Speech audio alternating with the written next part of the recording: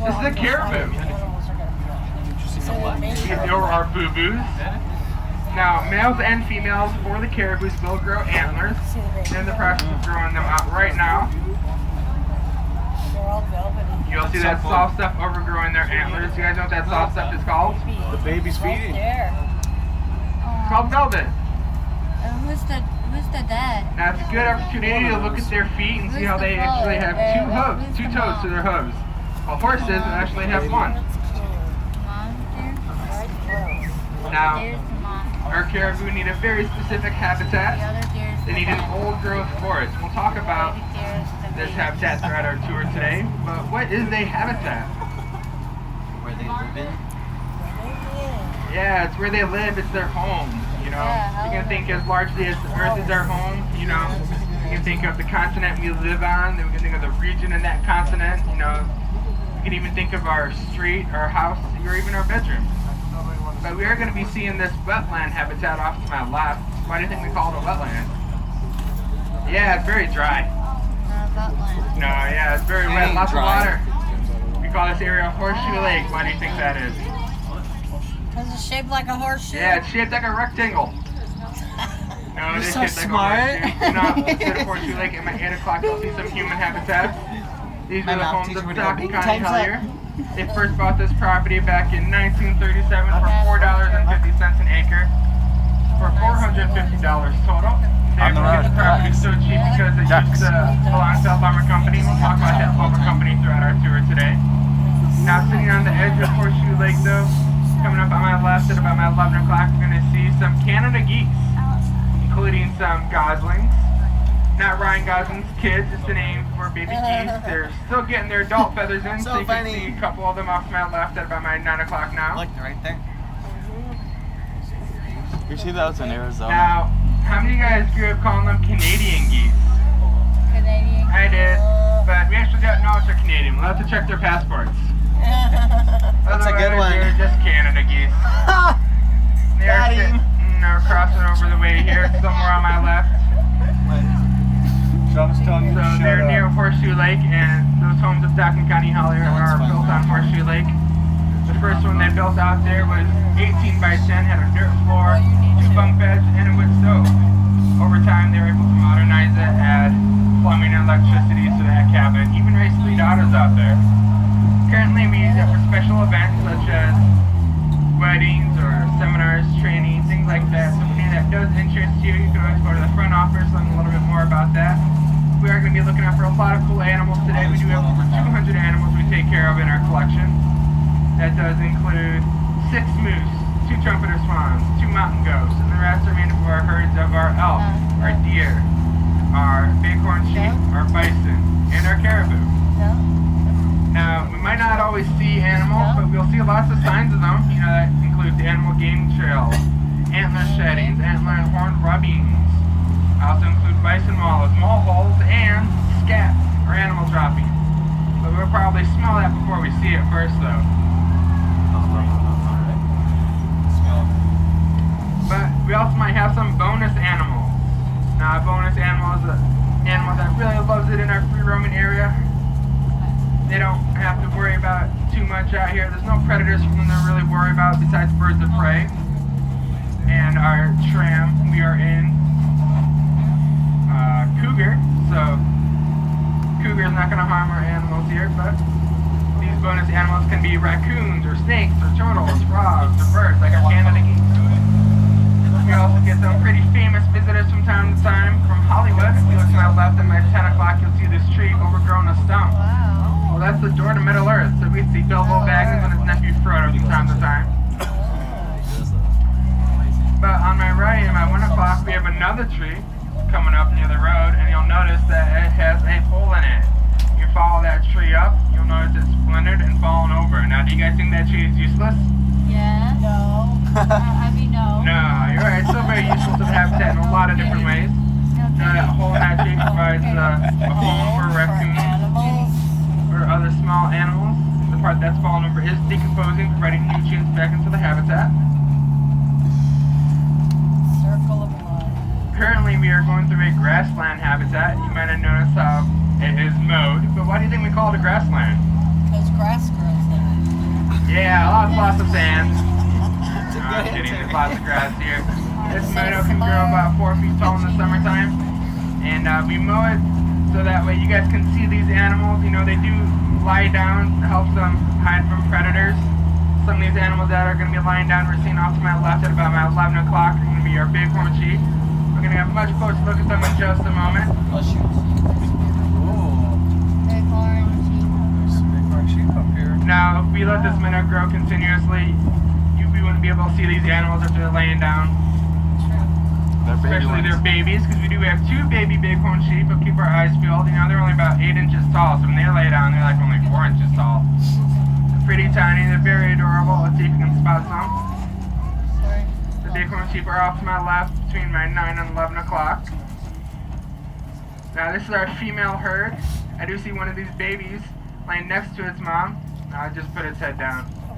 But we do have 2, so we'll keep looking, see if they pop back up. Now, I did say this is our female herd, but you might notice one that has larger horns.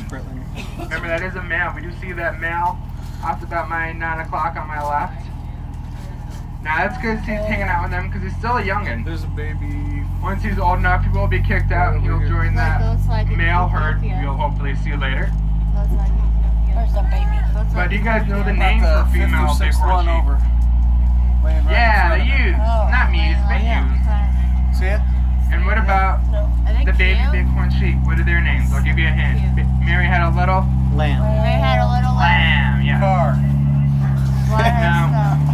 They're able to get this meadow 4 feet tall by providing nutrients with their scat. Yeah.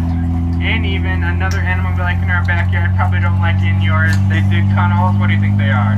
Gophers. Moles, yes. We love our moles when they dig their tunnels. It aerates the soil. Allows for this meadow to grow nice and tall with the nutrients and water to be distributed throughout the area. Now, even though this meadow can grow 4 feet tall, that is nothing compared to this tree off my left at my 11 o'clock. Looks a little bit different than the rest. Why do you think that is? Because it's Yeah, it's died. Now, do you guys think this tree's useless though? No. No, you're right. It's still very useful to the habitat. The answer Still is provides yes. shade to the animals. Birds can land on it and rest. That's decomposing, providing nutrients to the habitat again. And birds are even able to use those sticks, twigs, and branches to build their nests as well. Now, that is a Douglas fir tree. It was discovered by Captain, or recorded at least, in 1778 by Captain Cook. He's an explorer. There's some islands in the Pacific named after him, the Cook Islands. But we're actually going to focus on our forest habitat we're entering right now. We call this area Cedar Grove. Why do you think that is? Groves of cedar.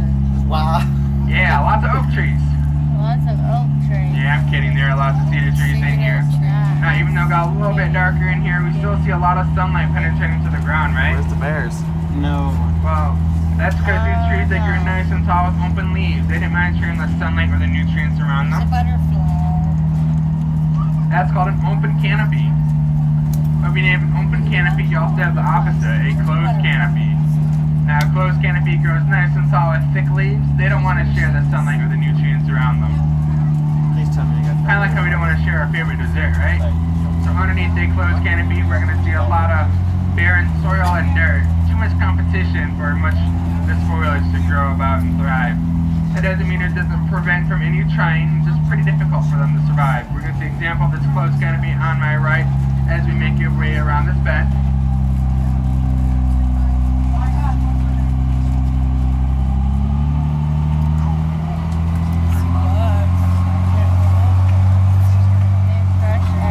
Is there supposed to be bears? Now, do you guys think one canopy is better than the other? No, this provides different needs for the habitat. The open canopy allows for all this foliage to grow, provide oxygen into the atmosphere, their birds get to graze on it and eat. While the closed canopy allows for extra cooling area for the animals to hang out underneath on a sunny day, or even protection from the wind, the rain, or the snow. If you guys do look right, you will see this hill. This hill will be up top that hill in about 20 minutes or so. Providing a very good photo opportunity of our first meadow and even Ojai Valley. Currently, we're still in Cedar Grove. In Cedar Grove, these trees go by another name as well. These cedar trees from the Native Americans translates into English to grandmother. Because like any good grandmother, it does provide build totem poles, canoes, harpoons out of these trees, even press the bark for clothes, ropes, towels, washcloths, and even diapers. So if you ever want to save a lot of money, you can always press a lot of bark. Yes, save for diapers. Good idea. Use lazy wipes. Did you see the bighorn sheep? Yeah, as long as you don't use poison ivy. Did you see the sheep?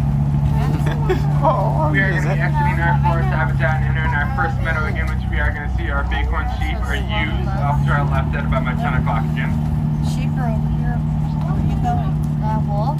Now, as you've seen with our caribou and our bighorn sheep so far, they have their eyes on the side of their face. That means they are prey animals. We do see these two baby bighorn sheep though, off to my left at about my 9 o'clock. One of them, or both of them, are standing up now. They're still very tiny. Oh, so adorable. There they are. But they have their eyes on the side of their face. That means they are prey animals. They have really good peripheral vision. That gives them a really good wide viewing angle to help them spot predators. Gives them a good opportunity for that. Predators will have eyes in the front of their face like we do. That's for helping to pick up subtle movements, really good depth perception.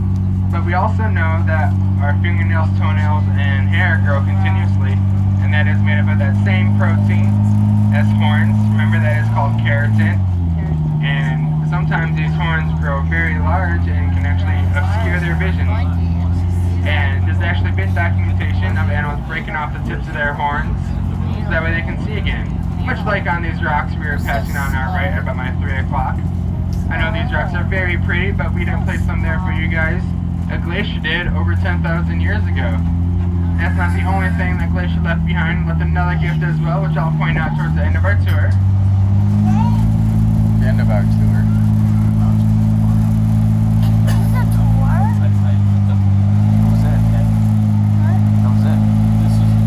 Currently, we are entering another forest habitat. I want to bring your attention to the colors we are seeing in here, everyone. We're seeing a lot of dark greens, dark grays, dark browns. Now, do you guys think these colors help with the animals' camouflage? No. No, not at Yes, all. you're right. There's 4 different types of camouflage. notice There's one that you can camouflage. see in deer. It's called cryptic discoloration. It's when an animal has a generally one dark coat to its body. Wow. Help with a general blending of the habitat. And there's also disruptive discoloration. That's when an animal will have spots or stripes on its body, break up its body pattern, so it's not easily as identified by predators. You can see that on fawns, baby deer, or even raccoons, or lots of other animals. Look at all the monster here. Much like how a camouflage suit or a ghillie suit works, how that breaks up your body pattern as well. Now there's a third one, you might be familiar with this term, it's called counter shading. It is not seen in just fish or sharks, but also moose. When the light hits their body, it bends around them in such a way that helps them blend in with their habitat. The fourth and final kind of camouflage is known as mimicry. It's when an animal will mimic something in its habitat to help it blend in, whether it is a plant, a tree, a rock, a leaf, or even another animal. And I do see an animal off to my left at about my 10 o'clock, way across the water over there. That is going to be one of our bison. We'll get a much closer look at that bison because we do make our way on that side of Mink Marsh in just a moment, or in a few minutes anyways. There's right back there's caribou. Back under the tree. Now we also see, it looks like we have another one of our caribou off to my left at about my 10 o'clock You should be right. on this little island over here underneath these trees. It's not surprising, we've seen a couple different animals hanging around here. Oh yeah. Hey, do you need to drink some water? Do you guys want to drink this water right now too? No, I wouldn't want to either. Their stomachs can handle it, you know, our stomachs can't really. But you might be surprised to know that this water does make its way into our homes. It's part of a system known as an aquifer. So it goes through the ground here, through the soil, through the gravel, the rocks, the clay, and all that, and it'll get filtered on it as it makes its way to a well, where from that well it's picked up and sent to our homes. So we always want to be mindful of the soaps and oils and things we do pour outside or down in the water, because it can make its way back into our bathtub to sinks or fridges and things like that.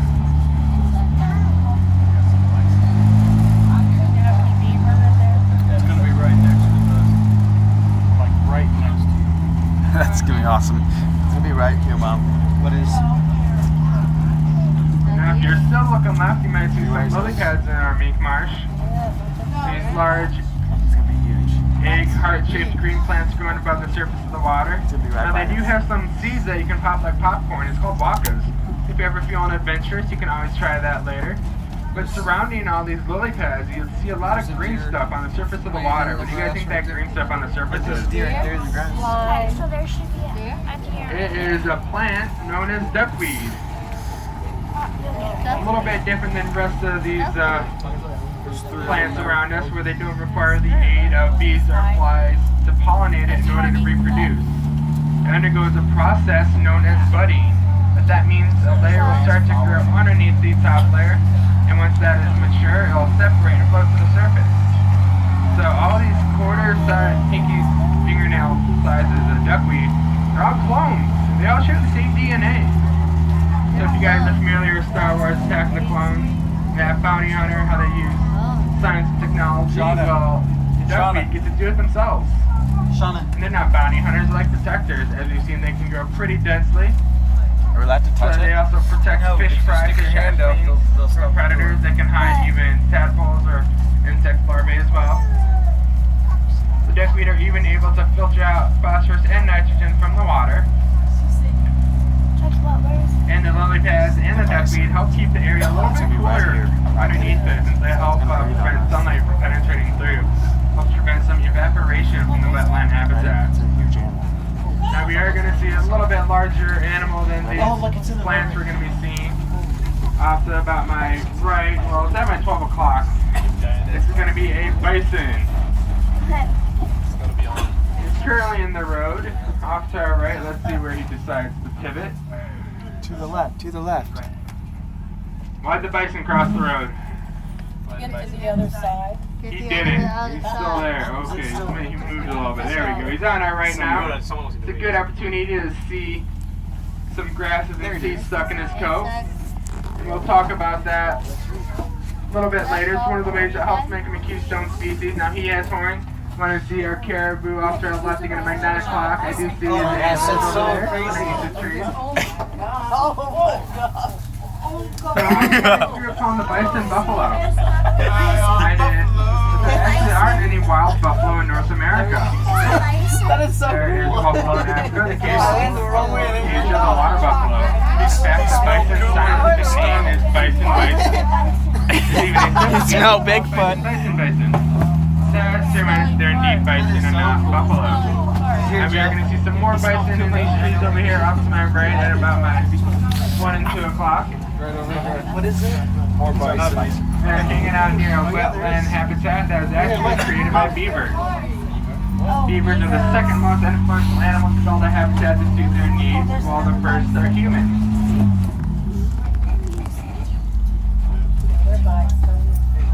Look, there's several of them over there.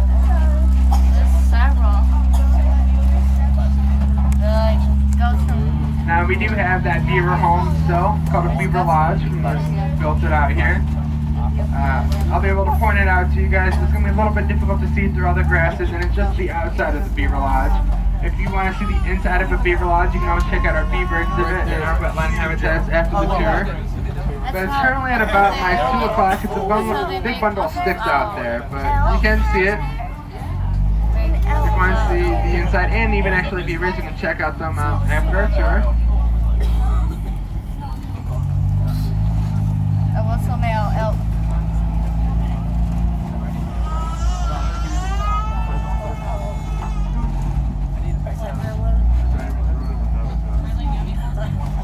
She's scaring the animals away. So coming up on our right at about my 2 o'clock, and you see this tree that's fallen over with a very impressive root structure. Look at that awesome root structure. Now, its roots have grown outwards. I know most tree roots grow straight down. So what happened was, there were so many rocks in the area that the roots couldn't penetrate through the rocks. So they ended up growing outwards instead of downwards. And as it got a little bit older, a little bit weaker, there's some erosion on the surface around the roots. It fell over during a storm. But do you guys think that tree's useless? Whoa. I'm gonna Right, it's still very useful to the habitat and the lot of different ways. Fun. As creating new space, allowing new plants to grow, is decomposing, providing nutrients back into the habitat. You know, bugs and insects can use it as a habitat for themselves as well. So there's a lot of many uses out of it. So cute.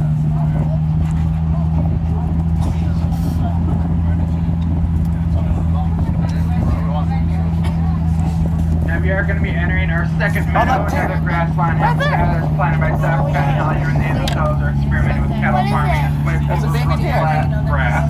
Right by the trail. And our animals here, our herbivores, do like to eat it. We are going to see some more bison out in the open instead of in these trees. Gonna be on our side. They're going to be on our left side. Woo-hoo! Now, bison are very important to the habitat. Remember, they're a keystone species. If they were to be removed from the habitat, they'd have a negative consequence. Oh, look at those birds. And the animals in it. Those aren't chickens. One of the ways That's the they're birds. important to the habitat Those are vultures. is that they're able to collect those seeds and grasses we saw earlier in that mancation of bison. They're rolling around, they collect those seeds, and they'll graze in one area, and then move to the next and graze in that area.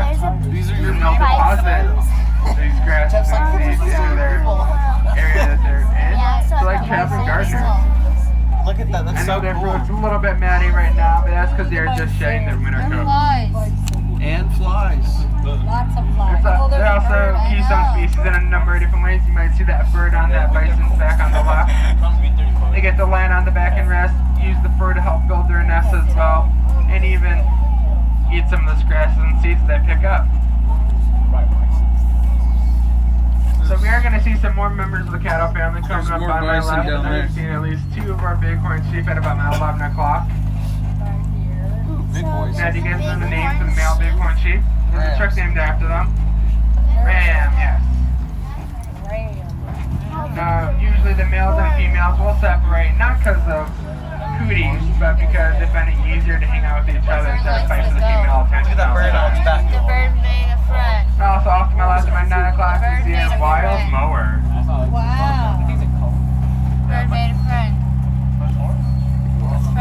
But even though rams are also part of the cattle family, so the bison are keystone species in another way, but we'll see another bison off to my right at my 1 o'clock.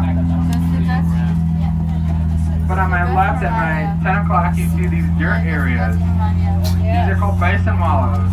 They stomp around and they roll around the same area so much that the water doesn't flow through it when it rains, like how the water flows through in Mink Marsh.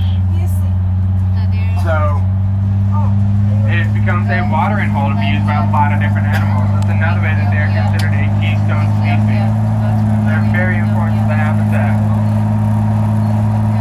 Now those bighorn sheep are able to use their watering holes as well, but they also have some displays of dominance themselves. You know, they do have headbutting contests, and headbutting can occur at about 20 miles an hour. How fast do you think we are going right now? 5 miles per hour. We're going about 7 miles an hour, so their headbutting speeds are about 3 times faster than this tram. They've been documented having headbutting contests for as short as 15 minutes or even as long as 24 hours. No. But they kind of cheat, you know, they take a nap, they relax, they rest, and once they're up shooting, and they'll go back to headbutting again. Even though we just drove through our bison herd, we're driving through another herd right now. This is our slowest moving herd we have. In fact, I haven't seen it move at all, but this is our stump herd. Leftover evidence from the Helliers themselves. They're experimenting with logging. But do you guys think these stumps are useless? No, of course No, not. they're not. And also on the opposite side of our stump herd at my 3 o'clock, I'm seeing our bighorn sheep, the rest of them over there, That way. behind these stumps. Where's the bears? So this is also known as the Ram Band. #1 hit songs, Ba Ba Black Sheep. They don't do any autographs, just photo opportunities like this. But they do get to rub their horns and antlers on their stumps. Well, bighorn sheep just have horns, but the members of the deer family can rub their antlers on these stumps. They can use them as scratching posts, birds can land on them and rest. They're decomposing, spreading nutrients back to the habitat. There's still a lot of uses out of these stumps. Look where my glasses are now. Pretty dark right now. Now my friends, if you remember doing my pre-tour and you saw That's of ice. the I do see an antler shedding out to my left at about my 9 o'clock now. Now, if you were thinking they're caused Right by there. the animals wanting to sharpen their teeth on these antlers, you're right. But they also get that calcium and phosphorus into the diet as well, and even over a long period of time, these antlers are able to decompose, providing nutrients back into the habitat. So there's a lot of awesome uses out of antlers, not just by the animals who get to wear them. See another antler shedding at my 3 o'clock on my right. So a lot of awesome stuff that happens with these How many antlers. flies are outside? As you've seen with our caribou, they are growing out their antlers, so are the rest of our animals now. For the caribou, males and females will grow antlers, but for the moose, the elk, and the deer, it's going to be the males that grow antlers. However, for the caribou, not all the females will grow antlers, just 40 to 60% of the herd will.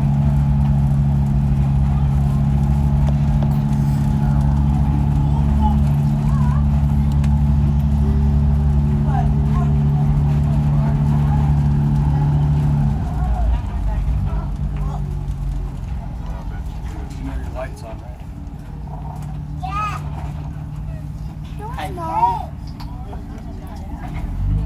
It's all I hear over everything. Jack.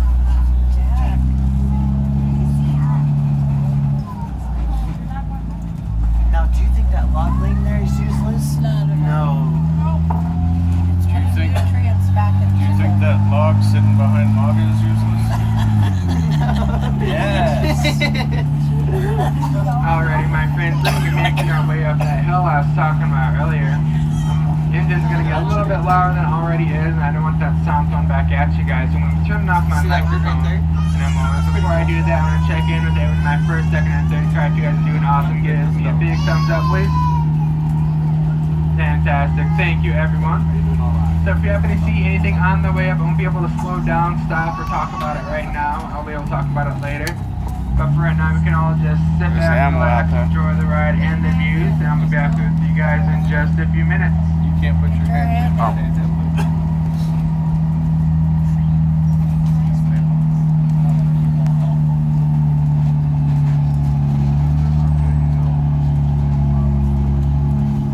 I know.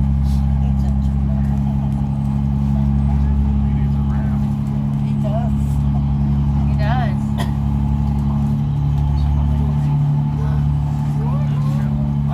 Hey Jack. Hey Jack, what's your keychain look like? Pressing? What's on there? It is the space needle. Pressing? You take a picture of it? Here, just don't drop anything.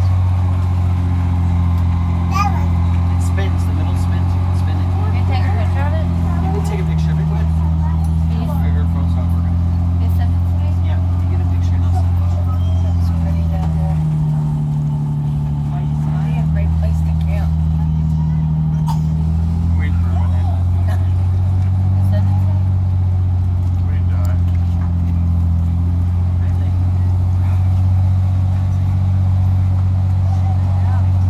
Joe would have liked this. Although he might have been writing about where's the end. Oh, I don't see this. It's larger than these. All these are out in the open in Yellowstone. They're just in open meadows right by the road. Just walking around. Yeah, Yellowstone. For a while. Awesome. That's true. I didn't think about it. No, they're wild. They don't look like that. Although this one man was having his kid walk up to this bison so we could get a picture. It's wild. The wild out in the open meadows. Dun, dun, dun.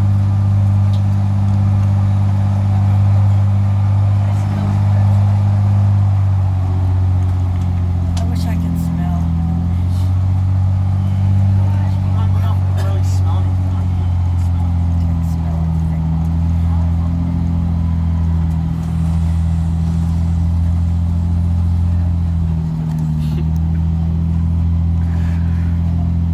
Look, I see Sasquatch. We found Bigfoot. Bigfoot sighting.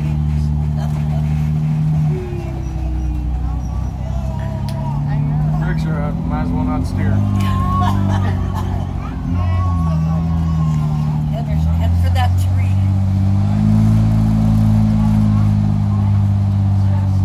How much miles does this thing have? How much miles? A lot of miles. How much miles? You like Wow. How much miles is this on that car? Oh, hundreds of miles. How about the Honda? They always don't like it over here. How much miles? Honda miles. Oh, a few miles. Runs pretty well. I do too. Real quick, off to our left at my 9 o'clock along the road, we're going to see a big orange Jeep.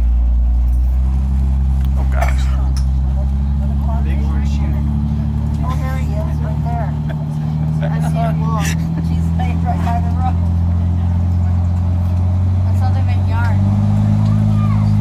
A wolf.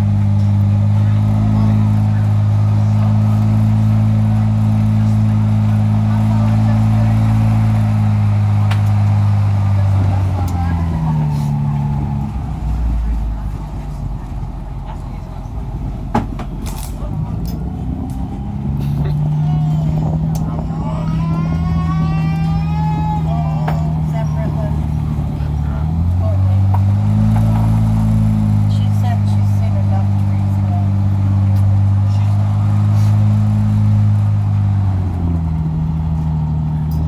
I see butterflies.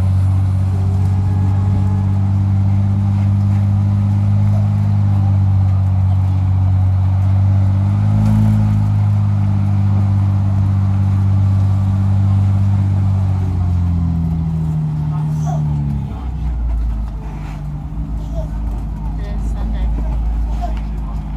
And welcome back, my friends. We have gained about 200 feet in altitude, so we're about 1,000 feet above sea level right now. Oh my gosh. Speaking of the sea, though, we are surrounded by some awesome Pacific madrona trees. I can feel it in my ears. These trees are a little bit different than most.